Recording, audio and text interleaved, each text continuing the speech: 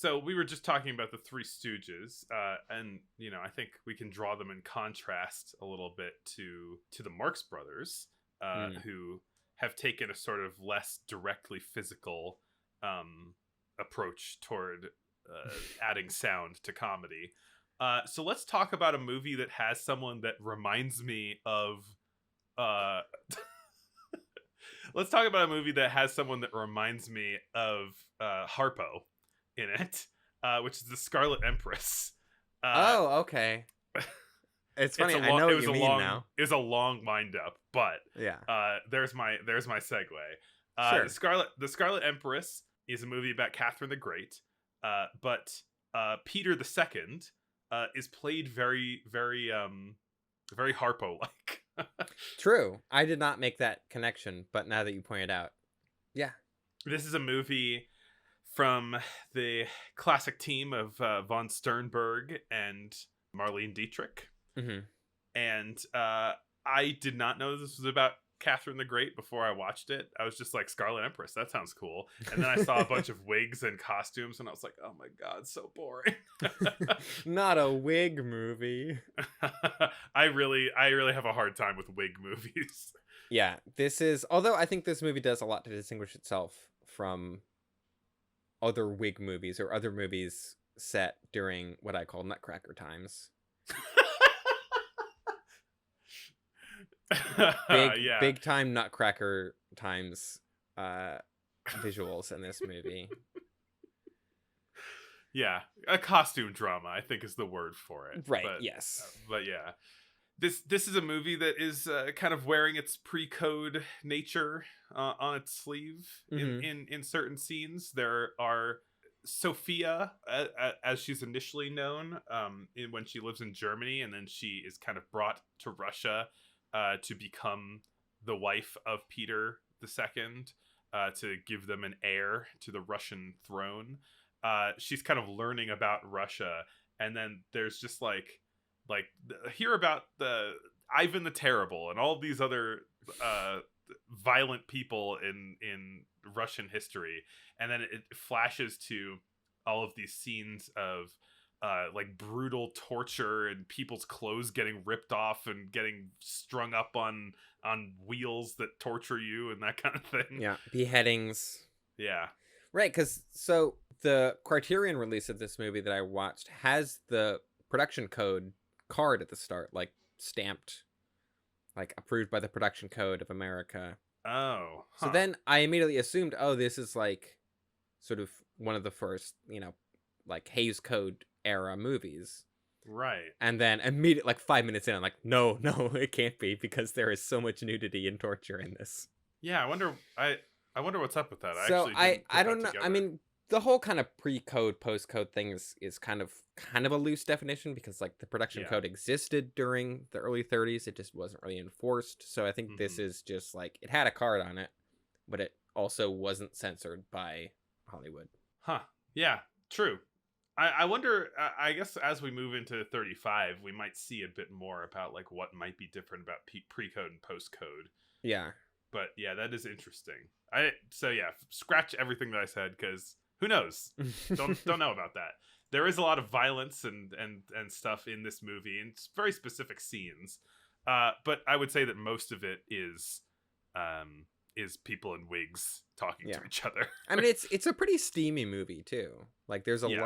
lot of making eyes, a lot of innuendo, a lot of blowing up candles. Right. Yeah, I mean the whole crux of the movie is we're bringing you from Germany to Russia so that you can make us a baby, right? And Hmm. it goes into detail about what that involves. This movie, I will say I didn't know too much about Catherine the Great until I did some reading after watching this, Same. and I guess like yeah, I don't know. Like the whole movie is structured in a very strange way where it's like 2/3 of it is her kind of going to Russia and kind of initially becoming integrated into the Russian society. And then there's a time and for that entire period, she's very like doe-eyed and innocent and like I'm just a humble little German girl. I Right. don't know what's Very, going on. very like against the kind of typical like von Sternberg, Marlene Dietrich character archetype. Hmm.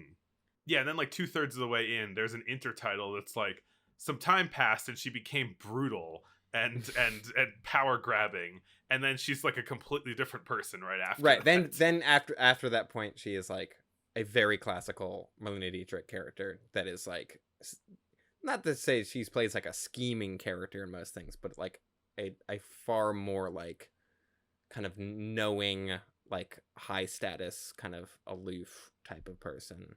Right. Which yeah, that jump is weird. That I I think that character arc is really interesting, but they like pull the whole middle out, so you don't really see a lot of transition. I mean, it's It's hypothetically very interesting, but I don't. They don't. right, There is no arc. They just show a beginning and an end. right, and that's kind of, you know, one of my issues with this movie is that it has that like big jump in it. It's like, no, but we want to see that happen. And that happens a lot in this movie, is it will cut to intertitles of just explaining what happens, and then it's like, well, you could have just shown that Yeah, as like that's as a movie, maybe. there are some weird choices in this movie for sure, particularly related to the intertitles. Like, we don't see intertitles that much anymore. Hmm. It felt like it was coming from like a silent movie perspective in a bit of a way, where they were like, we can just explain all of the complicated stuff in an intertitle. But Hmm. this movie, it does use sound in at least music in a bigger way than we've seen in a lot of stuff. Uh, Probably in comparison to the other movies, there's a lot of soundtrack music in this Hmm. one, including like the 1812 overture, like stuff that's kind of related to Russia, as Hmm. far as classical music. Ride of the Valkyries is in there. Yes. I think it's all classical music. I think, right? I don't know if there's any original score for this. I'm not sure. I don't know enough about classic music Mm. to say. Yeah, I mean, the thing that I think stuck out the most to me about this movie is the production design of it Hmm. Yeah. is really cool, and it's like much more kind of expressionistic than I think a lot of movies have been. Like this movie feels very German, even though it was made in Hollywood. Just in the Yeah. sense of like how kind of surreal a lot of the sets are, and like how dramatic a lot of the lighting is. I mean, it's not going as far as the Golem or Caligari, but it is No, but like, it's leaning that direction for sure. yeah, yeah. At least with the lighting. There's a lot of shots in this that are like through fabric or like Hmm. netting or something like that. And like the netting itself is in focus, and so it's kind of this really interesting kind of filter over certain things, and it sort of communicates different vibes, sultry vibes through Hmm. through sheer fabric. Yeah, this is a very sultry film for sure. Yeah. But yeah, there's like in the kind of big Russian palace of the Emperor Empress, there's lots of like statues and gargoyles of like kind of creepy, like deformed figures that are all like crying or like strangling each other, or there's just all these very like, spooky statues everywhere, and it's like incorporated into like the chairs or the candle holders or the staircases and things. And so it's like when Sophia, later renamed Catherine because she needs to have a Russian name when she goes to Russia, when she arrives, it's like, oh, they're like in hell now. Like it's this very kind of like descent into darkness kind of feeling, which is cool. Yeah, I mean, there's like, in the first part of the movie, she's very innocent, and there's all this like threatening auras around her that she is trying to figure out how to navigate, different people trying to use her for different purposes or treat her it poorly, either like performatively or to like show their power over her or something like that. And yeah, and then she kind of rises up to become the king of hell, I guess. Yeah. uh this movie like ends with her ascent to the throne, rather than, I was kind of expecting more like as she is the Empress what she's doing. But it really is like her journey from like kid to being brought into the royal family to seizing power, and then Hmm. that's it. Yeah. Which is like, yeah, I on paper a really great story arc, but there's like chunks missing, kind of. Yeah. Less so in plot and more just like in characterization. Yes. Yeah. The plot's straightforward enough. I felt like, yeah, I felt like the characters could have been better. Hmm. This movie was not the only Catherine the Great movie that came out this year. Right. Uh, it This kind of a like Armageddon Deep Impact situation here. Because there was another one called The Rise of Catherine the Great that had Douglas Fairbanks Jr. Playing Peter II, but it was generally less well regarded than this one. Not to keep going back to the set thing, but like a scene that really stood out to me is like there's a big banquet happens fairly early on that is like this kind of nightmare wedding feast when Catherine is getting married to Peter. Peter is the guy that you said reminded you of Harpo, is played by Sam Jaffe, who is kind of famous for other stuff later on. This is, I think, his first screen role, but he's like the scientist in The Day the Earth Stood Still, and is in Lost Horizon, and is like, I've seen him in a bunch of other things. But he's very creepy in this movie. Yeah, edging into problematic, I guess. But he plays the royal half-wit, and like the idea, I guess, is that the inbreeding has caused whatever's going on with him, and Yeah. they brought in some fresh blood, which is Catherine, to just basically like put some more diversity in their gene pool, Yeah. and give them a healthy heir. But yeah, he just kind of spends a lot of time being like a creepy weirdo. Yeah. Even though he's been sort of set up to Catherine as like, oh, he's like the most handsome man in all of Russia. And then she shows up and he's this like weird old creep who looks like Harpo Marx. Or at least he's acting like Harpo Marx. Right. Yeah. Drilling holes in paintings and stuff to spy on people. But there's kind of this through line through, I think, a lot of that like creepy production design of that like wealth is kind of like disgusting. Like this movie is so like crazy opulent. There's like so much like jewelry and wealth and like excess everywhere on screen. And it's like, I think that feast really kind of exemplifies. It's like looking at that banquet table is like, it doesn't look appetizing. It looks like gross and upsetting. Yeah, a lot of exposed meat. Yeah, and like bones, and there's like this like bubbling cauldron with a skeleton next to it, which I guess is the punch or something. I don't know what that is supposed to be, but it's like, sure, put a skeleton next to the soup. But I like how much is expressed kind of through the like the lighting, the costumes, the set design. Like I think that stuff really stood out to me. It's like this is a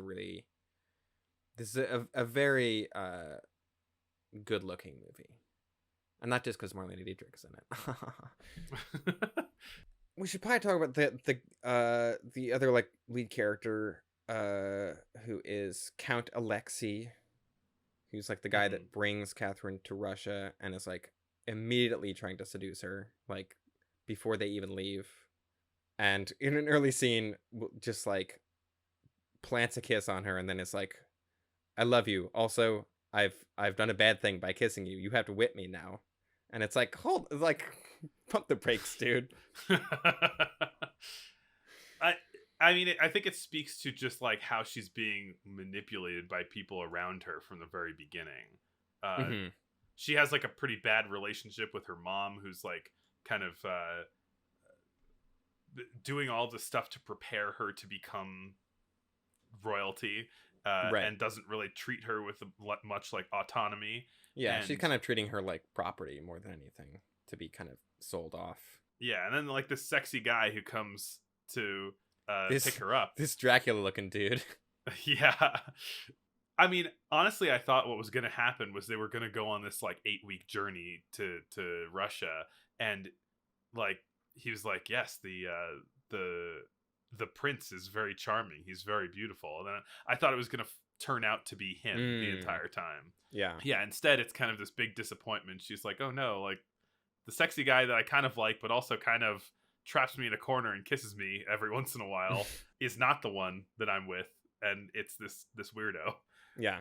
But I there's kind of it's like in the first part of the movie when it's like she's kind of the one who's getting seduced by people and is like manipulate her into doing different things, and then by the end of the movie she's kind of like turning the tables on everyone. So like this guy who's like trying so desperately to get Catherine into bed with him, and then towards the end of the movie it's like, all right, I've like he's finally figured it out, because then this guy is also sleeping with the previous empress, and then that upsets Catherine, and so she like kind of turns the tables on him at the end, which is kind of I'm not explaining this very well, but it's a good scene.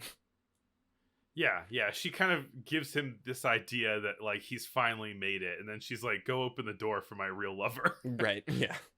There's a good line. What is it? Right. He's like talking to her earlier in the movie, and she's like, "Oh, I could never. I don't like Peter, but I could never be unfaithful to him. Like we're married." And he says, "Those ideas are old fashioned. This is the 18th century," which feels like Joseph von Sternberg being very kind of like, even in the 18th century, marriage was a sham, kind of. It gave me very like it's the '90s, like it's Right. yeah, feeling like the way that everyone in the early '90s are like, it's the '90s, women work now, you know. Yeah, pretty much. I don't know, that line stuck out to me as very funny.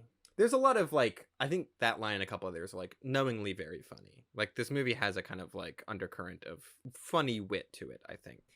Yeah, there's some kind of like strange scenes in this, like the previous like strange comedy bits that are inserted into this, like Mm, the Empress previous to Catherine, she uh kind of talks with this like, I don't know, East Coast accent or whatever. right. This She's like is this kind of fast talking sassy lady who like yeah, it's very, she feels out of place in this like high class, right, because it's all supposed to be palace. 18th century Russian aristocracy. Marlene Dietrich talks with a German accent, which fits her character, and it's just her natural speaking voice. But then pretty much everyone else is either British or American, and I think the Americans really kind of stand out because they're talking just kind of like, well, hello, here we are in Russia, so Yeah, but I feel like it's not quite this severe. But the Empress, she's almost like, "Yay, what's the big idea?" You yeah, know. yeah. It does feel very out of place. There's a Um, part where like the comediest bit almost in this entire movie is when the Empress is kind of taking her scepter, and like she is walking out of the banquet, and she tries to grab her scepter to shake it around to show people, to tell people, I'm your ruler, listen to me. And she accidentally picks up like a turkey leg or something like that, and like so she's shaking around the turkey leg, and then her assistant's like tapping on her shoulder and is like, your scepter's right here, like pick up your scepter, you know. yeah, there's a definite kind of like, not necessarily a mean streak, but a kind of, this movie feels like it's trying to undercut the kind of the pomp and circumstance of like royalty. Hmm.